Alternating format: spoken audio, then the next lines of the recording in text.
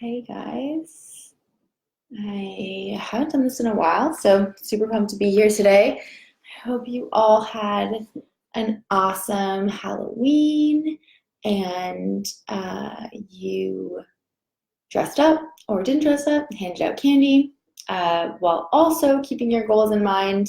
It's not what I'm going to talk about today, but today I'm going to answer a question that we got. I posted in the group asking if anyone had a specific question that they wanted me to answer in the Facebook Live. And the question that I got that really resonated with me right now, something that I'm working on and something I think I've been working on for a really long time, and most of you guys are too, was how to prepare for gaining weight and increasing calories, and then also having patience when switching back to a cut. So the question immediately comes out to me as I want to make sure that not only am I going to be successful, but I'm going to be able to handle the challenges that come along with gaining weight and then trying to lose body fat or lose weight. So to prepare for gaining weight, I'm assuming the challenges that you encounter are when you're gaining weight, you also gain body fat. It's almost impossible to gain just muscle when you're trying to gain weight, when you're doing some type of a bulk. You're training hard, you're lifting weights, and you're increasing your calories. You're eating more than you ever have, and you're also going to gain some level of body fat. It can be mostly muscle mass, but there's going to be some level of body fat as well. So there is just this accepting that that's going to happen regardless of whatever you do. So really knowing why you want to do it and understanding where you're starting. So I want to talk about first how to choose, am I going to bulk or am I going to cut? We have done a couple Facebook Lives on this before, but I'm going to give you a quick recap before I get into how to prepare. So when going into a bulk and you're wanting to gain weight or gain muscle, really knowing where you're starting. If you're already starting in a place where you have, let's say for women, it's over 20% body fat, or for men, it's over 12, 13% body fat, 15% body fat, it might be worth doing a little bit of a cut first and then doing a bulk, just because you could be adding extra body fat, which might make you feel uncomfortable, or maintaining your weight and really training hard so you can help build muscle, which will burn fat. You can burn fat and build muscle at the same time. If you want to get leaner, you are looking to have a more lean physique, looking to see. If you are, for a woman, over 20% body fat, 25% body fat, for a man, 15 to 20% body fat, you definitely could benefit from doing a cut and losing some body fat to show the muscles that are underneath. But when I want to talk about preparing for gaining weight and increasing calories and then having patience when going back to a cut, I want to talk about something that I've really been working on recently, because this really resonated with me. There is an aspect to this that is talking about mentally, mentally, how do I deal with the fact that I'm going to be gaining some body fat? I might not like that. It's going to be different than being leaner. And then also when you're going back to a cut, it might take longer than you think. And that could be really frustrating. How do you stay the course? How do you handle and have patience when it's not going as quickly as you want it to? So I made an actual post to Instagram yesterday that goes a little bit more into detail than I'm going to go right now, but I'll summarize it for you guys. And it has to do a little bit with control. And I'm the kind of person who, I just recently realized, is I really like to be in control of my circumstances. Not necessarily controlling in terms of I want to control other people, but my personal circumstance, I want to do whatever I can to get the best outcome possible. So if I'm going to be in a bulk and I'm trying to gain weight, or if I'm going to be in a cut and I'm trying to lose body fat, I want to control as much as I possibly can to make my ideal outcome the highest probability. Which that means I'm going to track all my food, I'm going to check in with my coach, I'm going to exercise really hard, I'm going to do all the things around it. But the truth is, I can't really control how much body fat I gain. I can't really control at the rate at which I'm going to gain weight. I can't really control how quickly I'm going to lose body fat. can't really control the number on the scale. That thing is actually something that I can't control. And if I'm going to stress about the thing I can't control, then it's worth taking a second and trying to notice that you're stressing and you're worrying about it and letting go of it. So for me, for an example that's not food related but is present in my life right now, is we're trying to sell our house. So we're trying to sell our house, and I actually have no control over whether someone buys the house or not. But whenever there's a showing or we do an open house, I do like everything I can possible. I bake something, I clean the house, I make sure it's smelling great, I get the lawn taken care of, I do every single thing possible to make the highest probability that someone's going to buy the house. But the truth is, I actually can't control that. So when someone comes to see the house and they don't buy it, I have this like myself to this outcome of someone buying the house. And I'm so attached to it that I'm like, I'm doing all this work for this outcome. So then if I don't get the outcome, I'm really disappointed. And something that we can all work on, especially when it comes to our bodies, is trying to notice where we're attached to outcome. Meaning like we're attached to how things turn out. I'm attached to how much body fat I gain. I'm attached to the number on the scale. I'm attached to the way that my body looks. These are all things that we can't control. And ultimately, even if you look exactly the way that you look right now, the body is a very temporary thing. As we age, as we go through life, everything's going to change. So learning now how to let go of the attachment to that outcome of like looking a certain way or things going a certain way is going to benefit you for the rest of your life, because everything is technically temporary. As we age, as you might get sick, God forbid, things are going to change in your life. So really grasping for something that is temporary is going to create suffering. And so instead, what I want is for us to shift our mindset to focusing on things that we can take action on because we want to have integrity with ourselves, or because we want to be a specific kind of person, not because we want a specific result. Taking outcome-focused action is really setting yourself up for disappointment. The more that we try and grasp and hold on to a specific result, the more disappointment there can be, because we're like really wanting something to go a very specific way. So we're taking all this action, and in our head it's like, I'm doing all this work and it would only be worth it if I'm going to get this specific result. But what if you don't get the results? Life happens, and it's not up to you whether that result's going to happen or not. So if you're really only taking action to get a specific result, then you're really setting yourself up for failure. And one of my favorite quotes that is relevant to this is, wishing something to be different than it is adding pain on top of the pain. So you might be frustrated or in pain that your current situation is different than the way that you want it to be. So maybe you're in a cut and it's not going as fast as you want it to go. And that's painful. It's frustrating. You're doing all this work and you're not getting the result that you want. Wishing for it to be different right now than it is right now is adding pain on top of the pain. And so instead, what you can do is notice it, and even though it's really difficult, just be okay with the pain. Guys, and push themselves hard in the gym. A lot of people do CrossFit, and there's this saying in CrossFit that's getting comfortable with the uncomfortable.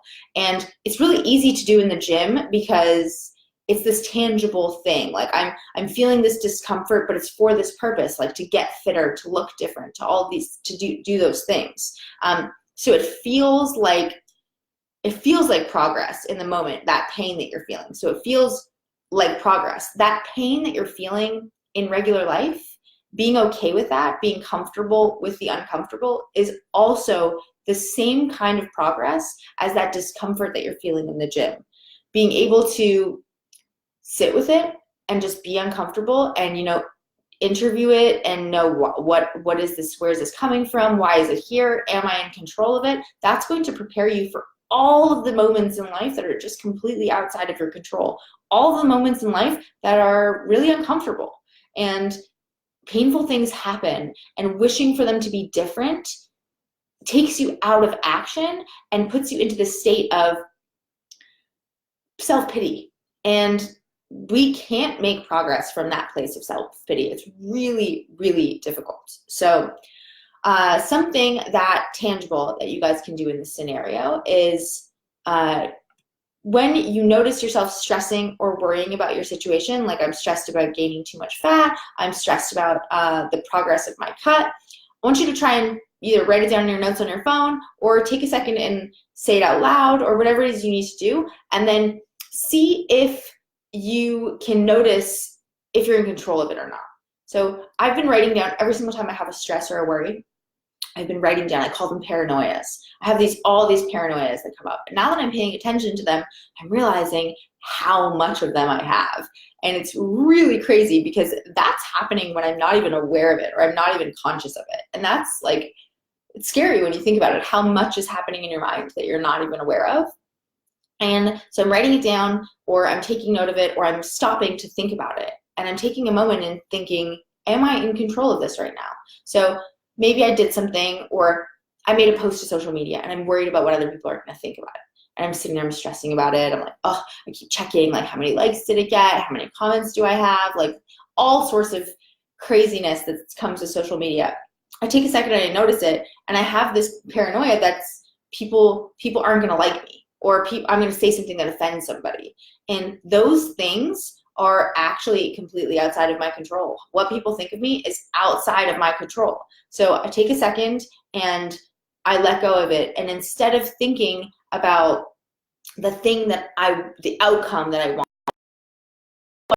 to the outcome, because the result, how much body fat you gain or how quick your cut goes, it actually doesn't mean anything about who you are as a person. It doesn't mean you're a good person, a bad person, you're hardworking, you're not hardworking, however you use that to like identify who you are or label yourself, it's just not who you are. You are just a human being going through life, and you're alive. That's really the one thing that is 100% for sure. So if you're noticing yourself attaching yourself to a result or attaching your identity to a specific result, instead try and shift to the kind of person that you want to be. How do you want to show up? Do you want to follow through on the promises that you make for yourself, and why? Because we all want the results, but we don't want the discomfort that comes with the work that gets to the results. And nobody can tell you how long it's going to take. Nobody can tell you exactly when you'll get there. And nobody can tell you even if you'll get there for sure.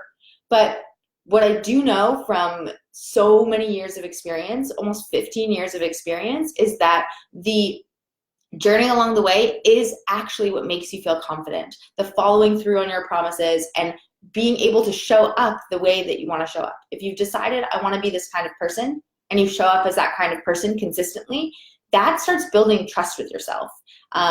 So doing that on the way is going to help you handle whatever a bulk or a cut is going to bring your way. Another, like we talk about this a lot. So I'm going to talk about a couple other things before, if anybody listening has any questions, you can feel free to put them in the comments and I'll answer them. But a couple things other than tracking your worries, writing them down. I like actually naming the worries because it makes me feel like it's like something outside of myself, because it's happening in my head, but it's really not me who's making that worry up. So let's say I'm worrying that I'm going to be less attractive because or I'm going to gain too much body fat, and that's just like going to make me uncomfortable, or it's going to make me less attractive.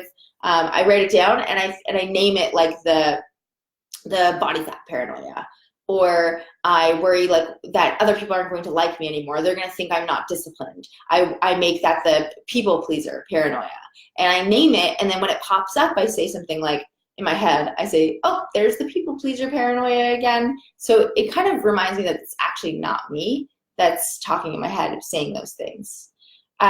Some easier things or some tactical things to think about would be to think about when you're going into a bulk or you're going into a cut, it's new and it's exciting. Anytime something's new or exciting, we all have this tendency to want to we have so much energy, we want to move faster than we could probably sustain over time. So that means that we're going to go into a cut, we've done this bulk, we're super excited about it, and we're a little bit too eager. So maybe we want things to move faster, we cut a little bit extra calories, or we're super, super strict with every single thing that we eat, and that's not something that we can sustain because we travel a lot or whatever it is.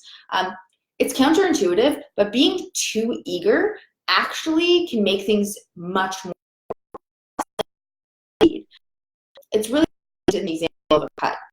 When you're in a cut and you're a little bit too eager and you make your deficit too big, or you're too restrictive, or you're like more meat. When I say too restrictive or too big of a deficit, this is like more than you'd be able to sustain for the amount of time that it takes to get to your results or wherever you're trying to go. So you can only do it for a short period of time.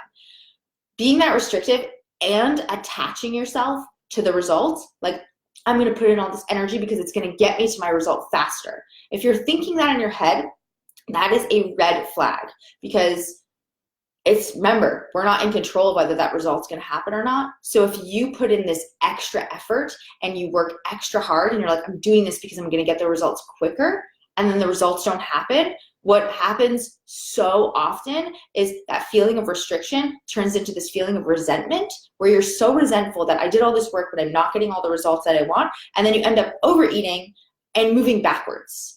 Or you feel super restricted and it's not something that you can sustain. So the second you're in a difficult scenario that you can't be in control of, you take things way further than you normally would. You go way overboard. So try and notice yourself being a little bit too eager.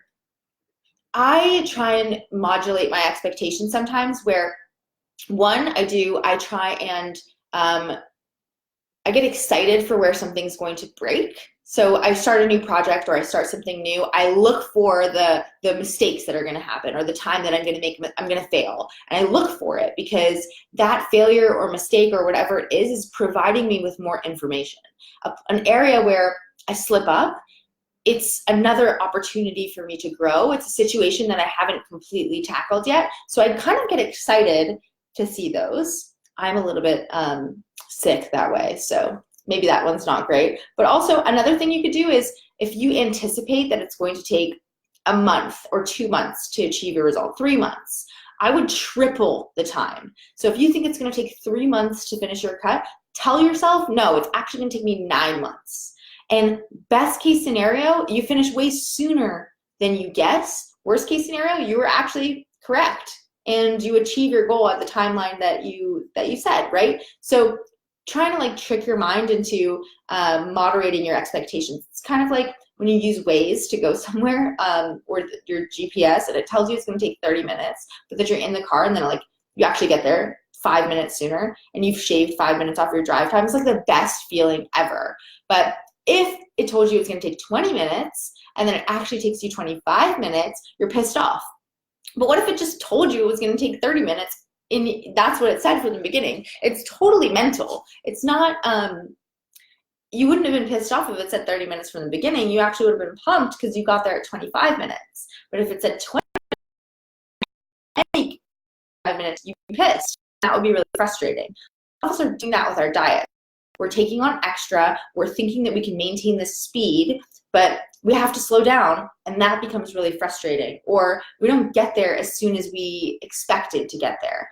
And it all comes back to this being attached to a specific result. We're attached to looking a specific way. We're attached to how long it's going to take us to get to that specific result. Or we're attached to, anything that is just not within our control. And attaching yourself of like really grasping for it and striving for this thing instead of focusing, it's great to have that as a goal to push you in that direction, but I'm talking about being attached to it. Like you're letting it affect your mood, your daily life, and it's making it more difficult for you to stay behaving like the way that you want to behave or having integrity with yourself.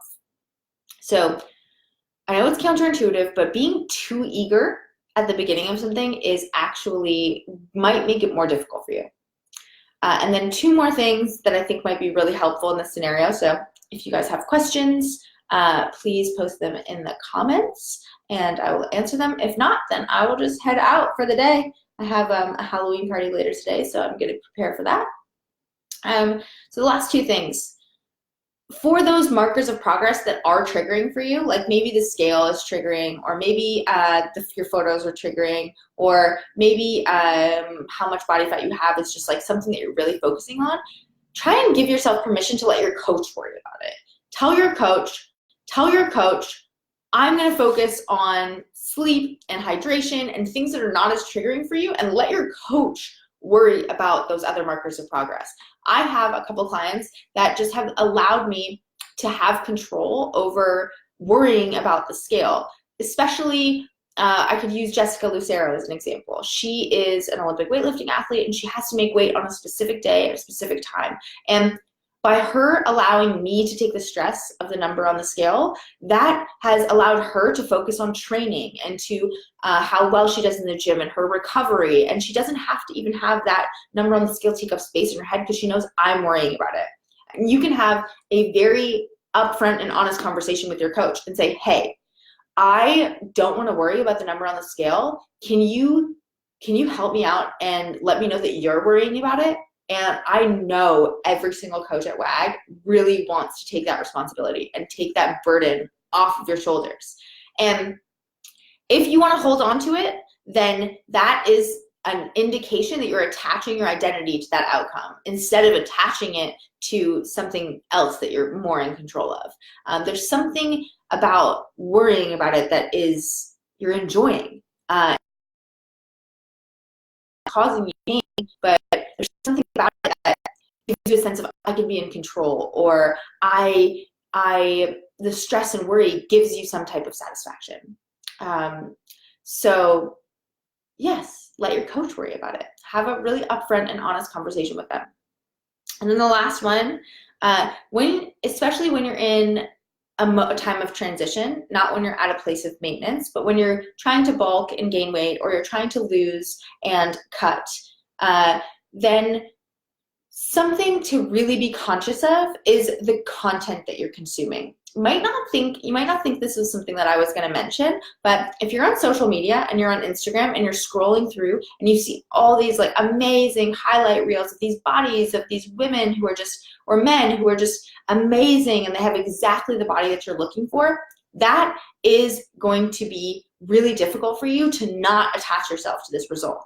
Instead, filter the content that you're consuming. What podcasts are you listening to? What are you looking at on social media? Who are you following?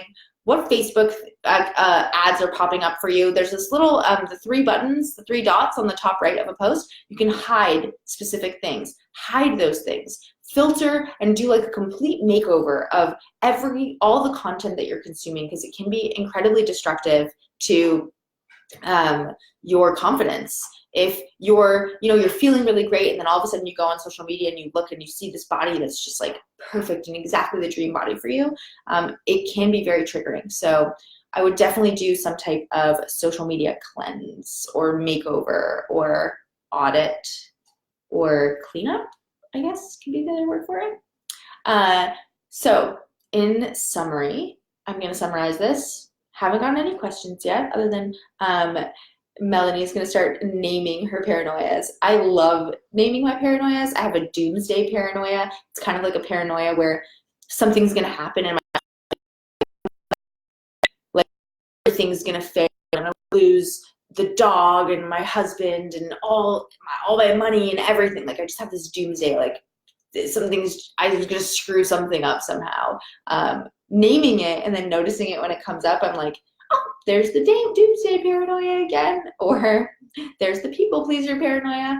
It's really interesting to name it because it's almost like a friend has showed up, like an annoying friend or the annoying uncle, instead of that just being who you think that you are. So to summarize, when preparing for gaining weight or losing weight, try and think about what it is that you're worrying or stressing about and track them. Write them down and then trace them back to whether you are in control of that or not. And instead, shift your mindset to focusing on the kind of person that you want to be, how you want to show up, and following through on your promises. So having integrity with yourself.